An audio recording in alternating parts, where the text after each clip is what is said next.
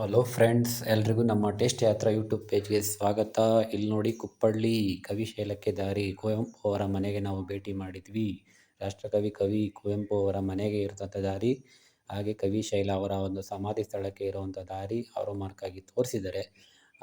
ಇಲ್ಲಿ ನೋಡಿ, KP ಪೂರ್ಣಚಂದ್ರ ತೇಜಸ್ವಿ ಅವರ ಸ್ಮಾರಕ ಇದೆ. ಕುವೆಂಪು ಅವರ ಮನೆಗೆ ಹೋಗೋಕ್ಕೆ ಮುಂಚೆನೇ ಅವರ ಒಂದು ಸ್ಮಾರಕವನ್ನು ನಾವಿಲ್ಲಿ ನೋಡ್ಬೋದು. ಸೊ ನಾವು ಇಲ್ಲಿ ಒಳಗಡೆ ಬಂದು ಅವರ ಒಂದು ಸ್ಮಾರಕವನ್ನು ಒಂದು ಚಿತ್ರಣ ತಗೊಂಡು ಸುತ್ತ ಒಂದು ರೌಂಡ್ ಹಾಕ್ಕೊಂಡು ಇಲ್ಲಿ ಎಲ್ಲ ಒಂದು ಪರಿಸರವನ್ನು ಎಂಜಾಯ್ ಮಾಡಿದ್ವಿ. ನೋಡಿ, ಇಲ್ಲಿ ಸುತ್ತ ಗ್ರೀನರಿ ಯಾವ ಥರ ಪ್ಲಾಂಟೇಶನ್ ಮಾಡಿದ್ದಾರೆ. ನೆಕ್ಸ್ಟ್ ಇಲ್ಲಿ ಬಂದರೆ ಕವಿ ಮನೆಗೆ ದಾರಿ ಇದೆ. ನೆಕ್ಸ್ಟ್ ಕವಿ ಮನೆ ಹತ್ರ ಬಂದಿದ್ದೀವಿ. ಇವಾಗ ನೋಡಿ, ಇಲ್ಲಿ ಒಂದು ಬೋರ್ಡ್ ಕೂಡ ಹಾಕಿದ್ದಾರೆ, ಕವಿಶೈಲ ಕಲೆಯು ಕಣ್ಣಿಲ್ಲದವರಿಗೆ ಒಂದು ಕಲ್ಲು ಕಾಡು, ಕಲಾವಂತನಿಗೆ. ಸೊ ಹಾಗೆ ನೋಡ್ಬೋದು, ಇಲ್ಲಿ ಒಂದು ಕುವೆಂಪು ಮನೆಯವರಿಗೆ ಎಂಟ್ರಿ ಕೊಟ್ಟಿದ್ದೀವಿ. ಅಲ್ಲಿ ನೋಡಿ ಸುತ್ತಮುತ್ತ ಪರಿಸರ ಹೇಗಿದೆ ಅಂತೇಳಿ, ಅಡಿಕೆ, ಬಾಳೆ, ತೀರ್ಥಹಳ್ಳಿ ಕಡೆ ಬಂದರೆ ಇವೆಲ್ಲ ನೀವು ನೋಡ್ಲಿಕ್ಕೆ ತುಂಬ ಚೆನ್ನಾಗಿರುತ್ತೆ, ನೇಚರ್ ಎಂಜಾಯ್ ಮಾಡ್ಬೋದು. ಸೊ ಇಲ್ಲಿ ಕೆಲವು ನಾಮಫಲಕಗಳನ್ನು ಹಾಕಿದ್ದಾರೆ. ಸೊ ಅವರ ಮನೆ ಹತ್ರ ಇರ್ತಕ್ಕಂಥ ಒಂದು ನಾಮಫಲಕ ಇದು. ನೋಡಿ ಯಾವ ಥರ ಒಂದು ಕಲ್ಲಲ್ಲಿ ಒಂದು ಇದು ಮಾಡಿ ಕೆತ್ತನೆ ಮಾಡಿ ಹಾಕಿದ್ದಾರೆ. ನೋಡಿ, ಇಲ್ಲಿ ವಿಶ್ವಮಾನವ ಕುವೆಂಪು ಈ ಒಂದು ಪ್ಲೇಸಲ್ಲಿ ಯಾವ ರೀತಿ ಒಂದು ಅವರ ಚಿತ್ರಣ ಹಾಕಿ ಒಂದು ಅವರ ಸಂದೇಶಗಳನ್ನೆಲ್ಲ ಹಾಕಿದ್ದಾರೆ. ಇಲ್ಲೆಲ್ಲ ಬಂದು ಜನಗಳು ಫೋಟೋಸ್, ವೀಡಿಯೋಸ್ ಎಲ್ಲ ತೊಗೊತಾರೆ. ಸುತ್ತ ಗ್ರೀನರಿ ಮಾಡಿದ್ದಾರೆ. ಸೊ ಅವರ ಒಂದು ಮನೆಯ ಪಕ್ಕದಲ್ಲಿರುವಂಥ ಒಂದು ಮನೆ ಇದು, ಚಿಕ್ಕ ಮನೆ. ಅಲ್ಲಿ ಕೆಲವೊಂದು ಅವರ ಸಾಮಗ್ರಿಗಳಿದ್ದಾವೆ. ಇದು ಮೇಯ್ನ್ ಅವರ ಮನೆಯ ಒಂದು ಚಿತ್ರಣ ನೋಡಿ ಯಾವ ಥರ ಇದೆ ಅಂತೇಳಿ. ಬ್ಯೂಟಿಫುಲ್ ಆಗಿದೆ, ಒಳ್ಳೆ ವ್ಯೂ ಪಾಯಿಂಟ್ ಮಾತ್ರ.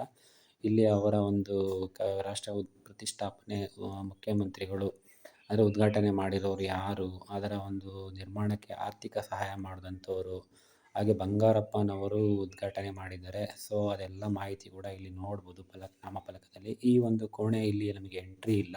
ಸೊ ಈ ಮನೆಗೆ ಎಂಟ್ರಿ ಆಗಲಿಕ್ಕೆ ₹20, ₹20 ಚಾರ್ಜ್ ಮಾಡ್ತಾರೆ. ಸೊ ಅಲ್ಲಿ ಯಾವುದೇ ಥರದ ಫೋಟೋ, ವೀಡಿಯೋಸ್ ಎಲ್ಲ ಮಾಡೋಂಗಿಲ್ಲ. ಇದು ಪಕ್ಕದ ಮನೆಯಲ್ಲಿ ನಾವು ಚಿತ್ರಣ ಮಾಡಿದಂಥ ಒಂದು ಜಾಗ ಇದು.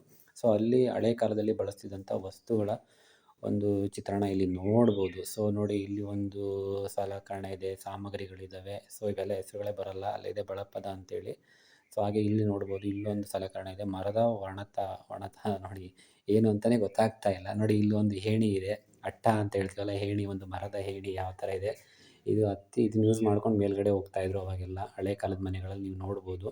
ಸೊ ಇಲ್ಲಿ ಒಂದು ನೆಕ್ಸ್ಟ್ ಹಾಗೆ ಬಂದರೆ ಇಲ್ಲೊಂದು ಸಲಕರಣೆ ಇದೆ ನೋಡಿ. ಇದಕ್ಕೊಂದು ಹೆಸರು ಏನದು, ಬೀಳಿನ ಎಡಗೆ ಅಂತ ಹೇಳಿದೆ, ಏನು ಅಂತ ಗೊತ್ತಿಲ್ಲ. ನೋಡಿ, ಆವಾಗಿನ ಹಳೆ ವಸ್ತುಗಳೇನು ನೋಡಿ, ಇಲ್ಲಿ ನೋಡ್ಬೋದು ನೀವೀಗ. ಸಾಮಗ್ರಿಗಳು, ಇದು ನೇಗಿಲು, ಮರದ ನೇಗಿಲು, ಆಮೇಲೆ ಎತ್ತುಗಳಿಗೆ ಯೂಸ್ ಮಾಡೋವಂಥ ಸಲಕರಣೆಗಳು, ಕುಣಿಕೆ ನೋಡಿ, ಮರದ ನೇಗಿಲು, ಕಬ್ಬಿಣದ ನೇಗಿಲು, ಹಳೆ ಕಾಲದ್ದು ವಸ್ತುಗಳು ನೋಡಿ, ಎಷ್ಟು ಹಳೆಯ ಒಂದು ನಮ್ಮ ಪ್ರಾಚೀನ ನೆನಪನ್ನು ಮರುಕಳಿಸುತ್ತೆ. ಹಾಗೆ ಇಲ್ಲಿ ನೋಡಿ, ಎತ್ತಿನ ಗಾಡಿ ಎಷ್ಟು ಸುಂದರವಾಗಿದೆ. ಈಗಲೂ ಕೂಡ ಹಳ್ಳಿಗಳಲ್ಲಿ ಇವೆಲ್ಲ ನೋಡಲಿಕ್ಕೆ ಭಾಳ ರೇರ್ ಆಗಿಬಿಟ್ಟಿದೆ. ಕೆಲವೊಂದು ಹಳ್ಳಿಗಳಲ್ಲಿ ನೋಡ್ಬೋದು. ನೋಡಿ, ಮರದ ಚಕ್ರ ಇರುವಂಥ ಒಂದು ಎತ್ತಿನ ಗಾಡಿ ಇದು. ಅಲ್ಲಿ ನಾವು ಮನೆ ಒಳಗಡೆ ಮೇಯ್ನ್ ಅಲ್ಲಿ ಅವರ ಒಂದು ಪ್ರಶಸ್ತಿ ಬಂದಿರುವಂಥದ್ದು, ಕಾಣಿಕೆಗಳು, ಅವರಿಗೆ ಬಂದಿದ್ದಂಥ ಬಿರುದುಗಳು, ಅವ್ರು ಯೂಸ್ ಮಾಡಿದಂಥ ಬಟ್ಟೆ, ಅದೆಲ್ಲ ಚಿತ್ರಣ ಮಾಡೋಕ್ಕೆ ಬಿಡಲಿಲ್ಲ. ಈಗ ಇಲ್ಲಿ ನೋಡಿ, ನೆಕ್ಸ್ಟ್ ಕವಿಶೈಲಾಗೆ ಎಂಟ್ರಿ ಆದ್ವಿ. ಅವರ ಮನೆ ಪಕ್ಕದ ಹಿಂಬದಿನಲ್ಲಿ ಇರೋವಂಥದ್ದು. ಸ್ವಲ್ಪ ದೂರ ಮೇಲ್ಗಡೆ ಹೋಗಬೇಕು. 2 ವೀಲರಲ್ಲೂ ಹೋಗ್ಬೋದು, ನಡ್ಕೊಂಡು ಕೂಡ ಹೋಗ್ಬೋದು. ಸೊ ಇಲ್ಲಿ ಬಂದ್ವಿ. ಇಲ್ಲಿ ನೋಡಿದಾಗ ಇಲ್ಲೂ ಕೂಡ ನೇಚರ್ ನಿಮಗೆ ತುಂಬ ಚೆನ್ನಾಗಿರುತ್ತೆ. ಒಂದು ಬಂಡೆ ಮೇಲ್ಗಡೆ ಇರೋವಂಥ ಒಂದು ಸ್ಥಳ ಇದು. ನೋಡಿ, ಕಲ್ಲುಗಳು ಯಾವ ರೀತಿ ಹೀಗೆ ಒಂದು ಜೋಡಿಸಿ ಯಾವ ಥರ ಒಂದು ಎಂಟ್ರಿ ನೋಡಿ ಯಾವ ಥರ ಇದೆ ಅಂತೇಳಿ. ಒಂದು ನಡ್ಕೊಂಡು ಹೋಗೋದಕ್ಕೆ ಒಂದು ದಾರಿ ಥರ ಒಂದು ಮಾಡ್ಕೊಂಡಿದ್ದಾರೆ. ಸೊ ಇಲ್ಲಿ ಬಂದರೆ ನಿಮಗೆ ಒಂದು ಫೋಟೋಗಳೆಲ್ಲ ವ್ಯೂ ಮಾಡಲಿಕ್ಕೆ ಒಂದು ಒಳ್ಳೆ ಪಾಯಿಂಟ್ ಇದು. ವೀಡಿಯೋಗಳೆಲ್ಲ ಮಾಡ್ಬೋದು. ಹಾಗೆ ವಿಶ್ರಾಂತಿ ಮಾಡ್ಬೋದು.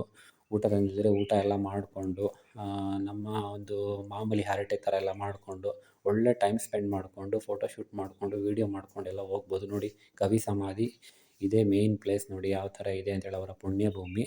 ಸುತ್ತ ಕೂಡ ಒಂದು ಗ್ರೀನರಿ ಕೂಡ ಇದೆ.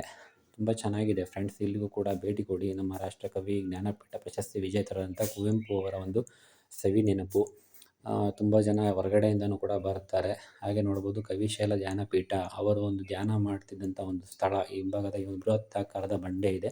ಈ ಇಲ್ಲಿ ಬಂಡೆ ಮೇಲೆ ಅವರು ಕುತ್ಕೊಳ್ಳೋವಂಥ ಕೆಲವೊಂದು ಚಿಕ್ಕ ಚಿಕ್ಕ ಕಲ್ಲುಗಳಿದ್ದಾವೆ. ಅಲ್ಲಿ ಕುತ್ಕೊಂಡು ಅವರು ಕವಿತೆಗಳನ್ನ, ಕವನಗಳನ್ನೆಲ್ಲ ಬರೀತಾಯಿದ್ರು. ಒಳ್ಳೆ ವ್ಯೂ ಪಾಯಿಂಟು, ಎಲ್ಲರೂ ಕೂಡ ಎಂಜಾಯ್ ಮಾಡ್ಬೋದು. ಈ ವಿಡಿಯೋ ಇಷ್ಟ ಆಗಿದ್ರೆ ಲೈಕ್ ಮಾಡಿ, ಶೇರ್ ಮಾಡಿ, ಕಮೆಂಟ್ ಮಾಡಿ, ತಪ್ಪದೆ ಸಬ್ಸ್ಕ್ರೈಬ್ ಮಾಡಿ. ಬಾಯ್.